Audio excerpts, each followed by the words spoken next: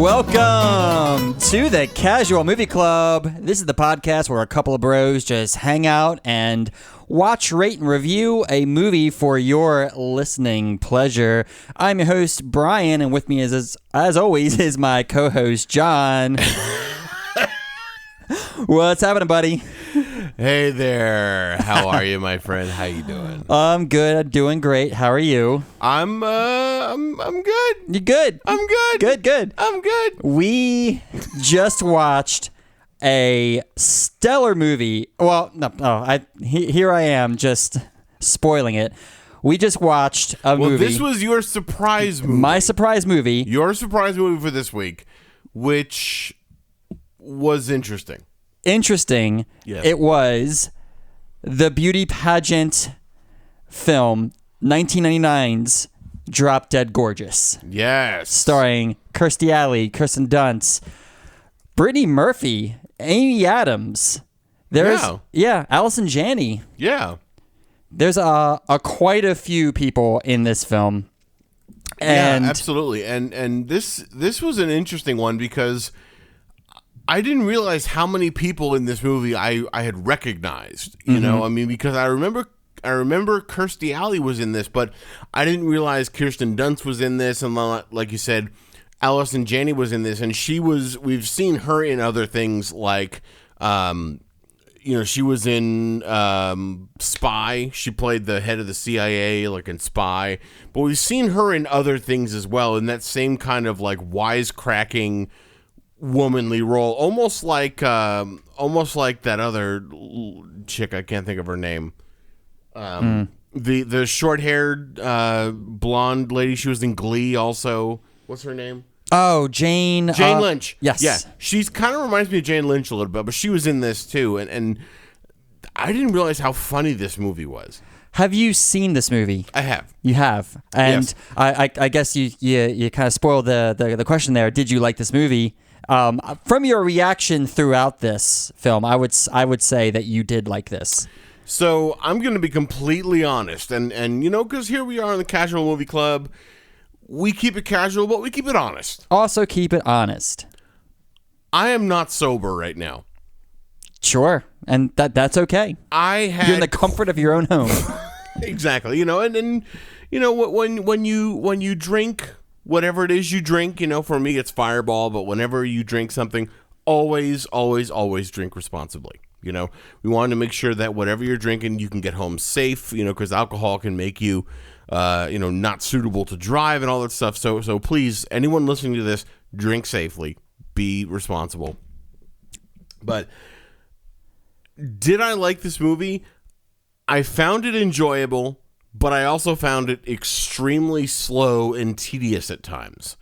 But I don't know if that was the alcohol contributing to that. I don't know if that was kind of a byproduct of me having drank a little faster than I normally do or drank a little more than I usually do. I don't know if that was a byproduct of that, but I did find some parts of this movie to be very draggy and slow.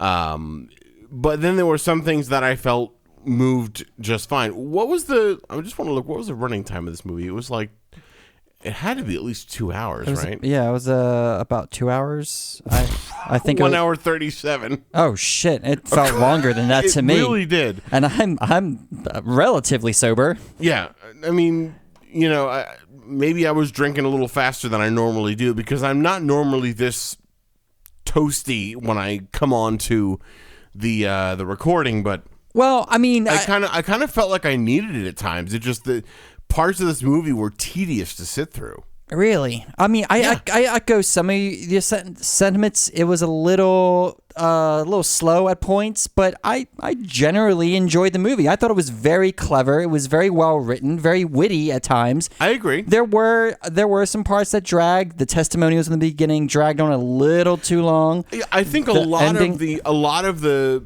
people sitting in front of the camera, the mockumentary type thing, because this was shot in a sort of The Office-esque type of thing, where it was kind of a mockumentary. Some of those little interviews and everything kind of dragged on a bit, and that that slowed things down for me a bit. So that's interesting. We're going to jump all over the place here because this is the Casual Movie Club. We keep it casual. But there's going to be zero continuity in this. I'm just warning you. So I think it's interesting that you mentioned Office-style mockumentary. Yes. The Office, even the English Office, I think came out in the early 2000s. Right. This film came out in 1999. Right.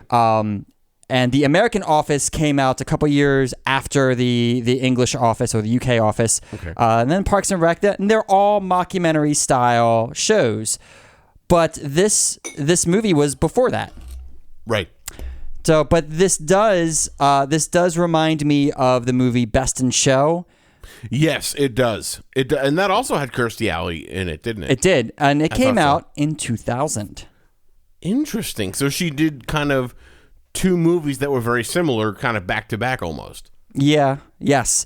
But so all of this, like I'm alluding to the uniqueness of this film, and we'll get to the numbers when we get to the numbers. But Sure. Just wanted to bring that up. But this is not the first of its kind. This is not, Right. even though this is before all of like the popular pop culture things that are similar to this. This is actually a forefather to some of those. Yeah. Now, what did you think of the accents? Because I made a specific note in here that I loved their accents. I mean, in a way, Kirstie Alley was kind of overdoing her Midwestern accent, but at the same time, later on, I made a note that her accent kind of came and went.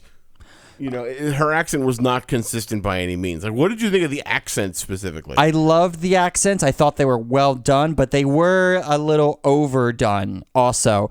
But Kirsten Dunst, I thought was great. It was a believable light Midwestern accent. Yeah, it wasn't as heavy as Kirstie Alley's accent was. And would you agree that Kirstie Alley's accent was kind of coming and going? Like she was, you know, in certain scenes she was much heavier in the Midwestern accent, and then certain other scenes was less so. I can't say that I noticed it. Okay. I can't. Maybe that might have been just me. Maybe not. I mean, you're the one watching it, so if you notice it come and go, then that's definitely something that happened. I just was probably engrossed in the scenes and just didn't notice the accent as much. Yeah. But I loved this movie. I thought it was great.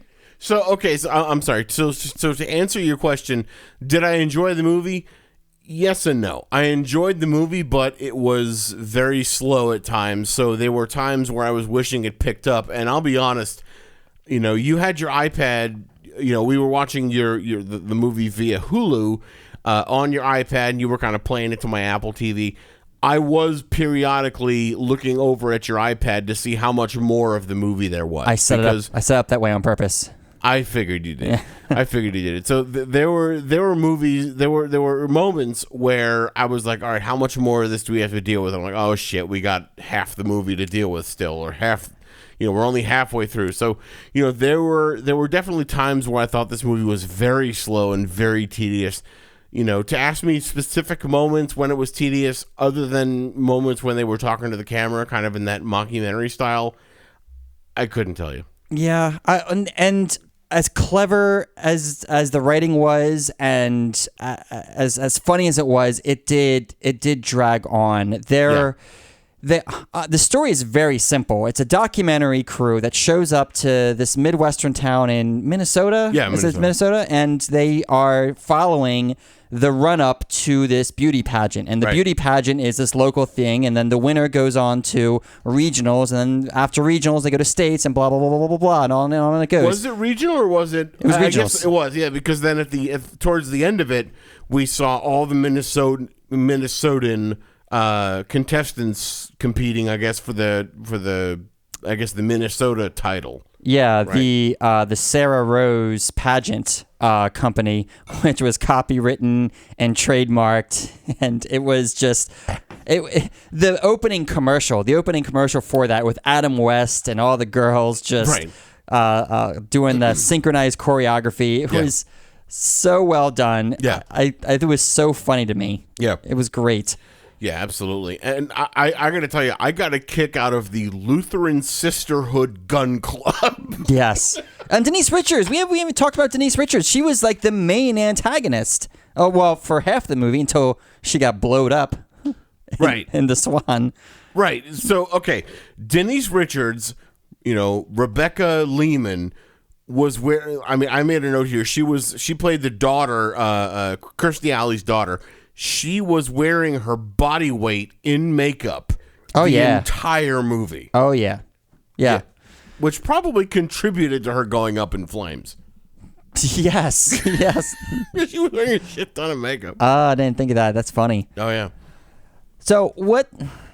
So I got a question about Denise Richards or Becca or whatever. It was revealed after. So Denise Richards won the pageant. She won the pageant, and she is on the homecoming float and all this and that. Right. But leading up to this, all of the major competition was taken out. Okay, all of it, or not most all of it. Most of it. And I took some issue with that because if you remember when that girl that was doing was it the dramatic monologue? I think she was, and a light fell on her. No. The deaf girl, the girl that was, or the girl who wanted to be deaf. Right, that's right. She was doing the sign language and all that shit. The light fell on her, but then Amber Atkins, who wound up winning, she said, "Oh, that could have been me if she didn't switch numbers with me." But there's no guarantee that she would have been in the same place on the stage when the light fell. So there's no guarantee that would have killed her anyway. No, but for purposes of the story, the idea, stands up. Right, but there's the assumption that a specific light fell in a specific location when the girl was dancing, but then again, actually, no, now that I think about it, that doesn't hold up because it was supposed to be the other girl anyway, but she switched the number. Yeah. Okay. Yeah. Forget that. Well, so I want to ask you about that. Do you think Denise, it's revealed that Kirstie Alley is the one doing the deaths, right? Right. Killing everybody. But do you think that Denise Richards was in on it? That's a great question. Were they tag teaming? And I bring this up for a reason. The athletic girl, Tammy, who went up in the Thresher. She was like one of the first people to go, She was the first one to go because during the testimonials, which, by the way, bordered on caricatures, they were believable. Like all of the Midwestern stereotypes were there. Yeah. And they were believable. They were pushed just enough to make them into caricatures. Yeah. And so I thought that was very well done. Yeah. But back to my point. She, Tammy, the girl who was captain of everything, who wins everything, the tomboy, she got blowed up in the Thresher. Yeah. There's a bunch of jokes around that too that maybe we can get to later. But so she was blowed up in the Thresher, and then the girl on stage who was dancing the interpretive dance, like the light falls down, hits her, and then the other guy gets shot in the head. Right, the girl that Denise Richards was trying to be boyfriend-girlfriend with, but he was more interested in Kirsten Dunst. Right, but he got shot in the head before the actual pageant date. He did. But so that's why I'm bringing this up, because Kirstie Alley revealed that she blew up the girl in the Thresher, but that's all that she really copped to. So my question to you is, did Kirstie Alley do the light? Did Kirstie Alley shoot the boy in the head? Or did Denise Richards do the light that fell down? Or did she shoot the guy in the head? Because she's a member of the gun club also. Yeah. That's a great question. And honestly, the movie doesn't go into enough detail for us to really know the answer to that. I know, but it's worth pondering for sure. Yeah. And we'll never know because she went up in Denise Richards went up in flames. Right, exactly. Which I fucking love that part. It was great. Yeah, exactly. I thought that was kind of fitting. Yeah. I thought it was appropriately fitting. There were one of the other things I wanted to mention to you is there were definitely some cringeworthy lines in this movie. There's some cringeworthy ones. There's also some great throwaway lines that if you weren't really paying attention, they would just pass you by. Oh, yeah. I mean, a lot of the things that Kirstie Alley's husband said, like when he was saying he paid good money for the float. Oh, it's like, I had someone in Mexico make the float for me. I mean, there was... I pay him off in tacos? Yeah, like so many cringeworthy things. I mean, we're recording this in 2019. This movie was from 1999, so we're talking 20 years ago. Yeah.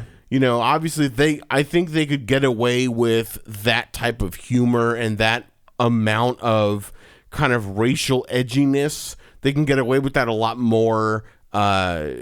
There are some really like dicey Jew jokes in there too. Yeah. Oh my God. Yeah. And then Kirstie Alley's husband, when we're at his shop and he's kind of shouting across the shop and he's saying, like, you're not going to Jew me on this table, right? If you pay full price and I'll give you the hutch, but like, why would you say things like that in front of other customers? That's just horrible. There's also liberal use of the word retard. Oh, God. All over the place. Yeah. It was just... But let me that's the point where it was just uncomfortable. Oh, yeah. Let me ask you this, though. I mean, have we... I mean, at this point, we're in 2019. Have we reached a point where certain words are just kind of taboo? Like words the word retard and Jew and whatnot. I mean, in things like this, have we kind of come to a point where things are completely taboo? Where in 1999 they could get away with jokes like that, but now in 2019 it's like we've kind of come full circle and gone more conservative, and we kind of can't say things like that anymore. Well, so it's context is king. It always will be. However. Comedy changes with the times. Now there are Jewish jokes that will probably always land, but it's how they're delivered, right, which can be problematic. Right. And the word retard is mental retardation is a legitimate medical term for someone of a certain diminished type mental capacity. Correct. Yeah, that's what I was searching for. But there are some circles where that word is always bad. You cannot use that word even joking at all. So Why am I the only one that burps on these podcasts, by the way? I don't know. I need to have one drink, I guess. You've been drinking this whole night, so... I don't know. I listen to past episodes and I'm like, why am I the only one that intentionally records a belch? I don't know. If one comes up, I will not hold back. You better not. I don't. But, sorry, I interrupted your train of thought. No. But that was basically the gist of it. It's like there's a difference between saying racial or talking about classes of people or types of people in a way that. As long as the context and the delivery is there, the joke will always be funny. And I would like to believe that any time period that will hold true. Yeah. But if you're just going to be hacky and just do racial jokes and they're just poorly delivered, then poor comedy will always fail. Yeah, exactly. So, do you think that comedy failed? No. Okay. I think it holds up. Yeah. And even to this day, and that's mainly due to the stereotypicalness of their stereotypicalness. They're caricaturing a type of community in the Midwest. Yeah. Now, of course, no one's saying all people in Minnesota are like this. Right. That's. It's just this town is a caricature of this type of community, this type of person. Sure. So I think even today, that type of comedy still holds up. I could see that. It's just a little surprising in this day and age, seeing after not seeing this movie for years and years, just having that just come out. Yeah. Yeah, no, I agree completely. Do you have any throwaway lines, like things that just kind of came and went that you chuckled at and... Oh, yeah. I mean, I wrote down a handful of quotes that just either made me laugh or I just found to be sort of over the top ridiculous. And I'm just looking at, I mean, one of the things they remade my belly with skin from my butt. You know, I thought that was funny. Yeah, during the testimonial, the girl that got bit by the German Shepherd. Yeah, they rebuilt the belly skin. I've got one for you. Yeah. The Kirsten Dunst was just hit on by the boy, and Denise Richards was mad about it, right? Right. And they go away, and the documentary crew comes in, and she's like, "Oh, guys, you guys shouldn't be back here in the cafeteria." And the documentarian is like, "Oh, it's cool. Doreen gave us hairnets."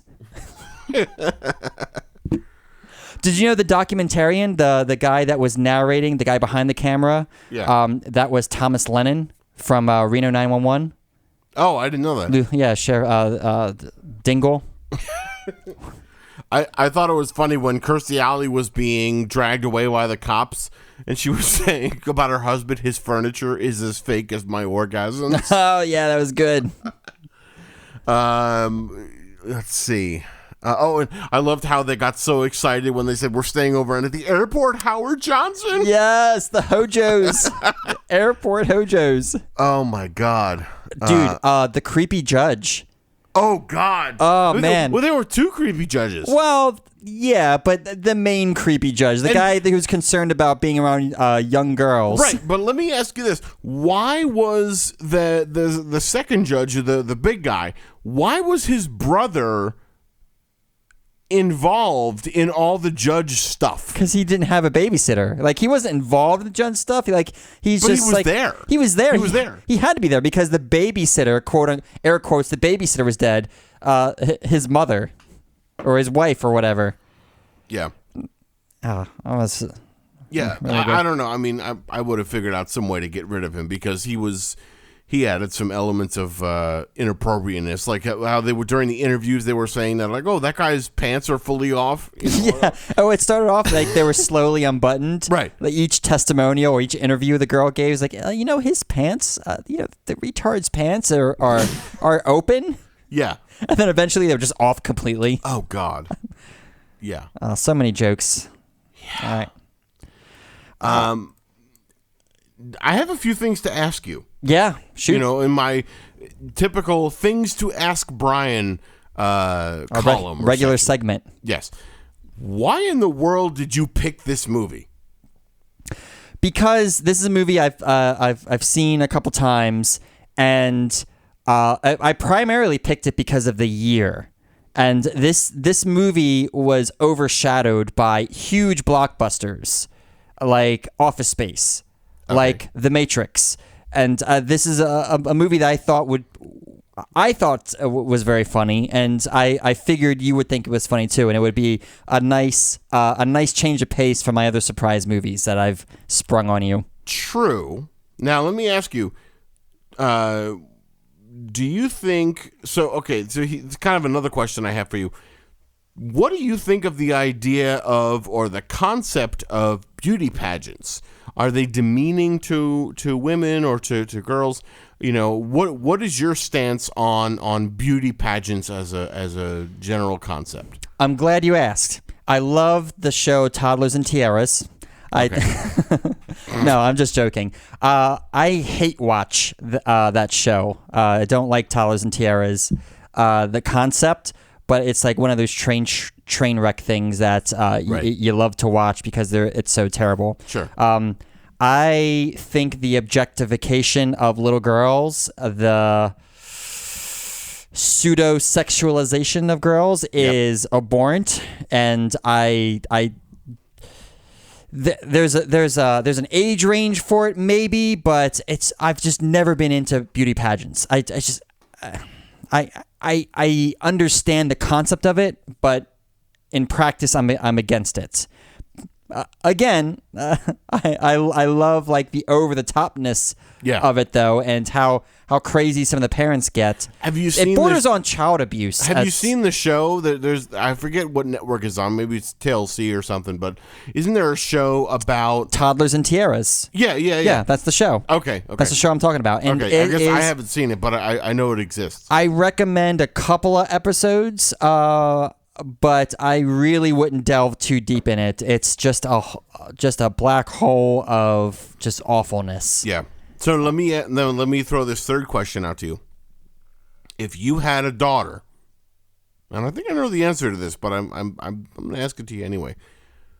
If you had a daughter and she had expressed some interest in being a part of a pageant like this, would you encourage her to do that, or would you encourage her away from that sort of talking about the objectification of women and that sort of thing? Would you, kind of steer her more in a different direction? Like, how would you treat that as a potential father? I would lay out the facts as dispassionately as I could, and I would not discourage her. But I would also closely supervise as well. So you're just trying to burp now. I kind of am, yeah. And that one I felt a lot of extra burning in, so that was, and I'm out of water, unfortunately. So I'm like, I'm dealing with that one. But yeah, that's where I'm at. Okay.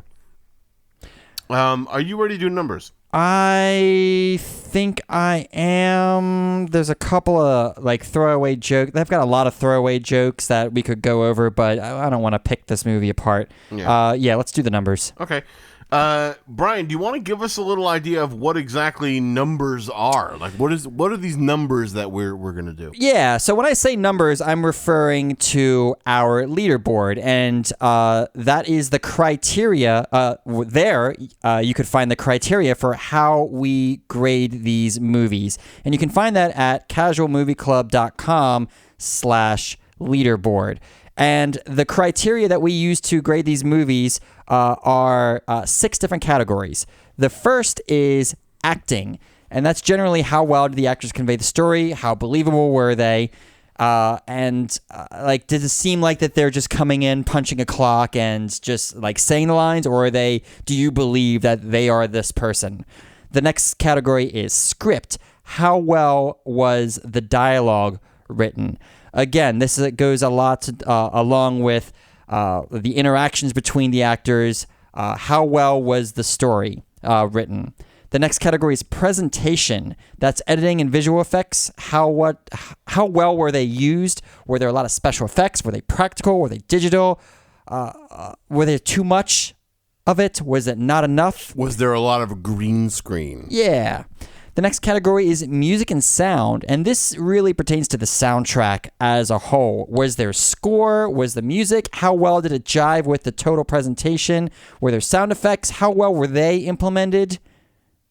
Generally, it's referring to the goodies for your ears. That's a little delayed in setting you up there, sorry. It was perfect. The next category is uniqueness. Has this been done before? And this category is really pertaining to the year this came out. Were there a lot of similar movies to this? Were there movies before this that seemed to inspire this film? Right. The last category is the engagement factor. Does this movie keep your attention? Are you engaged? Or would you rather be reading Twitter? And to kick it off, we're going to start with acting. John, how would you score out of 5 the acting in this film? So, I'm surprised you asked, but I wasn't really 100% sure where I wanted to be on this because I thought the accents were really funny. And, I was kind of given some points for that, but I think some other elements of the acting fell short a little bit. So I'm going to give the acting a good, strong, solid 2. Oh, wow. Oh, dude. That seems to be a little low, but, I mean, that's your score. Yeah, and I'm sticking by it. Okay. Yeah. For me, I thought the accents were great. I didn't notice any accents going in and out, but I also noticed a variety of accents. But I'm not focused on just the accents. It was the interactions between all the actors, sure. The townsfolk, the actors I didn't recognize, like the non-Brittany Murphys, mm-hmm. the non-Will Sassos. So those types of people. And I thought this was a very well acted movie. The jokes were flying. It all seemed very natural to me, even if it was slightly exaggerated. I give the acting a 3.5. Wow. Okay. And on that note, the script. What did you think of the quality of the writing? There were a lot of jokes in this. This was not a joke after joke after joke, but there's a lot of subtle things in there that I think that if you really weren't paying attention, they could really fly by you here. And I'm taking some points off for how it kind of wound up, how it ended. It just kind of fell a little flat for me there. Mm-hmm. But I really thought the script was generally well written. So I'm going to score it also a 3.5. Interesting. Well, I'm going to give it a solid 3 because I think, and I agree with kind of what you said, where there were some things that were good, and then some things were, left a little bit to be desired. So kind of averaging everything out, I'm going to say that overall the script was good. There were some good jokes that came through, some good one-liners, good quotes, and that sort of thing. But I think there were also elements where things dragged a little bit, and there could have been a little bit more efficiency and expediency with telling the story and that sort of thing. So I'm just going to say overall, just a flat 3 for the script. Okay, I'll take presentation next. Well, it's my turn though. Well, you started the last one, but yeah, go ahead. No, you started script, and then I did script, and then I start presentation. Yeah, go for it. Okay. I mean, this is only our 39th episode. We're keeping it casual, baby. Yeah, okay. Fair enough. So where the hell are my notes? Here we go. Presentation. So I thought, honestly, I feel like I don't have a lot of justification for this one. I'm just going 3. It was fine. There was nothing about it that offended me. Nothing was over the top. Nothing was bad. I didn't see copious green screen. It was just fine. So 3. Yeah, I don't think that they used green screen at all whatsoever in this film. Everything seemed to be practical, effects-wise. I was a big fan of the editing. They did a nice mix of obvious handheld cam, but they also used just a little bit of Steadicam in there also. There was a few panning shots. Yeah. So I thought it was a really seamless mix between like studio camera work or set camera work versus like documentary camera work. Okay. But that aside, the effects were great. There wasn't really anything that offended me either. So I'll just give it a solid 3. Cool. Okay. And while you're in the hot seat, how about music and sound? What did your ears think of this movie? Did your ears enjoy it? It did. However, I was very aware that this was a late 90s movies. One thing that really was a little jarring for me was the tap music was definitely of the time. When the culmination of the local beauty pageant, Kirsten Dunst's tap routine was to like a grunge punk kind of tap number. All of the exposition shots where they were doing just scenery and things when they were going between scenes in the beginning, that was very grunge punk music also. It was a little jarring, especially for a place in the Midwest that was kind of known for like maybe even pop country even. Yeah. Score didn't really do much for me either, so I'm just going to give it a middle-of-the-road 3. And honestly, you hit on a lot of the things I was going to say about music and sound. I mean, there was nothing that drew to me as, oh, this is a great piece of soundtrack, or this is a great song they chose, or a great thing. Audio levels were fine, but I didn't really care for a lot of the music that was there, but I mean, again, there was nothing that offended me, so I can't take points off for it. It's literally a middle of the road. It was 3. It was fine. Yeah. So, uniqueness, and again, for those unfamiliar with our podcast, welcome, by the way. The uniqueness factor is, kind of something that we grade based on whether or not there were things that were similar to this that came out in the same year or before.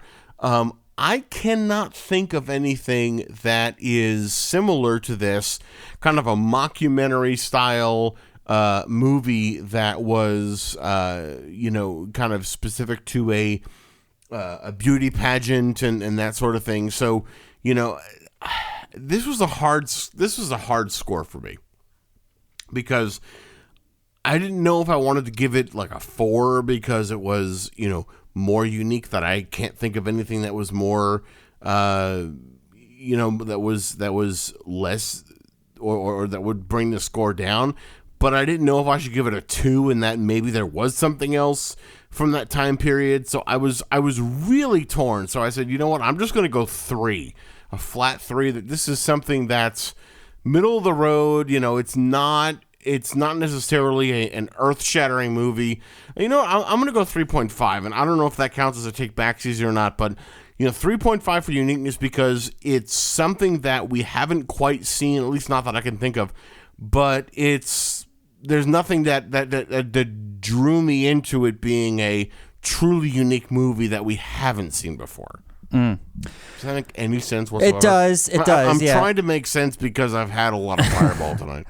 Well, for me, this I will always reference for mockumentaries. I will always reference This Is Spinal Tap. Ah, yes. This Is Spinal Tap. It's been a long time since I've seen that. Yeah, that's like that's like 86, 88 maybe movie.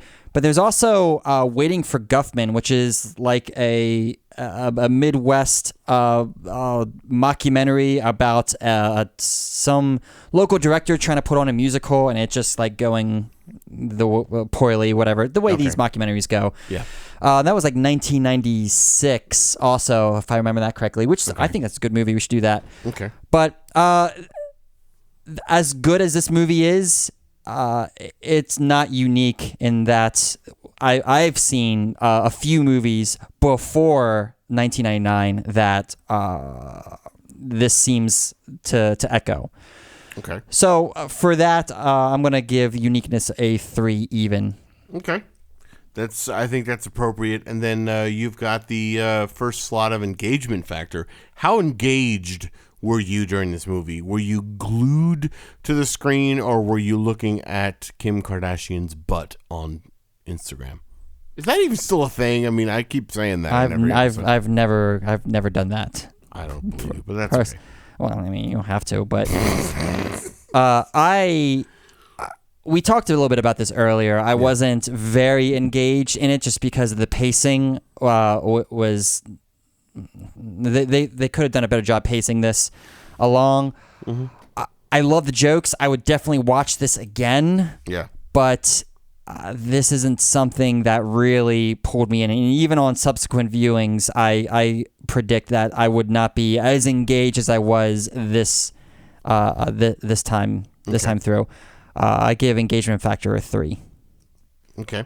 I think that's kind of generous because I'm a big fan of the joke writing. I would watch this again to get more jokes out of it, the stuff that I missed the first time. But again, it wouldn't pull me in just because the pacing just isn't there for me. Yeah, I agree with you. And for the pacing, for the slowness of certain parts of it, I took some points off for that. So I was not engaged during this movie, and I'll be honest with you, I was, you said you positioned your iPad in such a way that I could see the kind of remaining time there. I was kind of counting down the available, the remaining time of the movie. Mm-hmm. So I was not engaged in this movie nearly as much as I thought I would be. It's going to be a 2 for me for engagement. Okay. So that being said, do you have any take backsies that you'd like to do, or do you feel good in in your numbers there? No, anything I take back would probably just be mean-spirited at this point. Well, that's okay.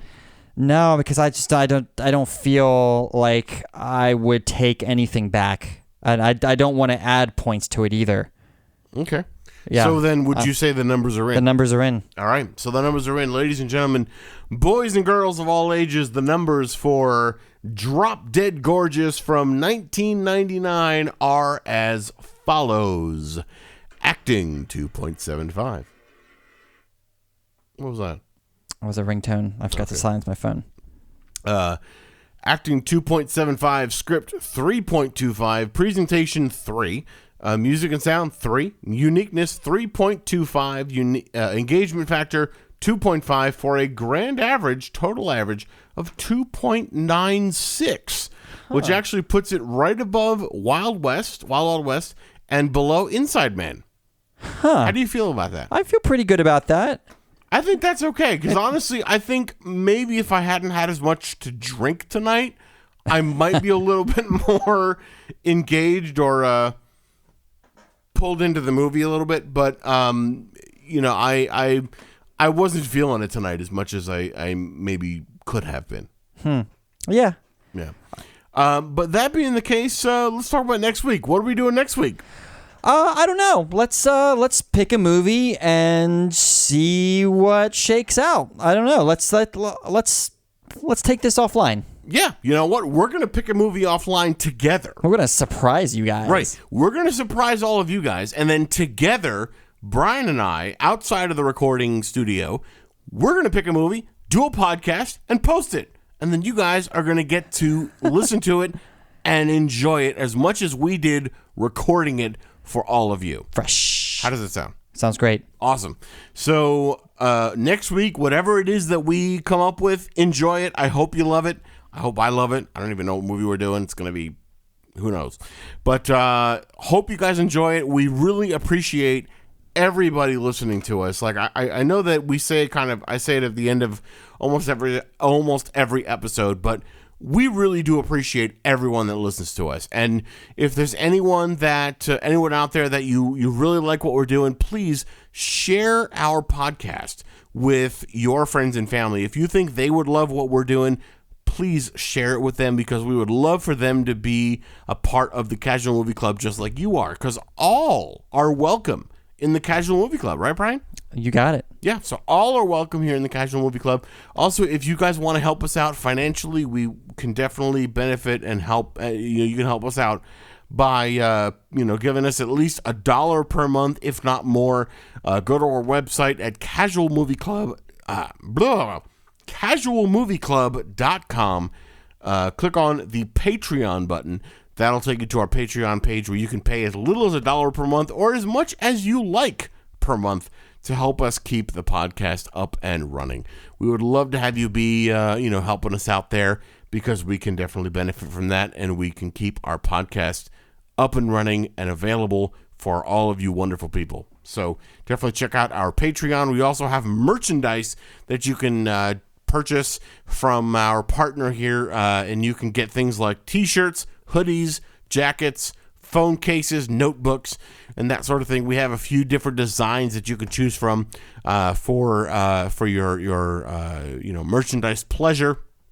But you can rep your favorite movie podcast and show all of your support for the Casual Movie Club, to which all are welcome. I love it. Awesome. So that being the case, we're going to leave it a surprise to all of you guys. And thanks again very, very much for everybody who tuned in and listened to us. We genuinely appreciate it. We really appreciate it and love all of you. And Brian, you got anything else you want to say? Tune in next week. Yes. Tune in next week for whatever it is we're going to do. And then we will see you the next time we're here. Later. See ya. Thanks. Bye.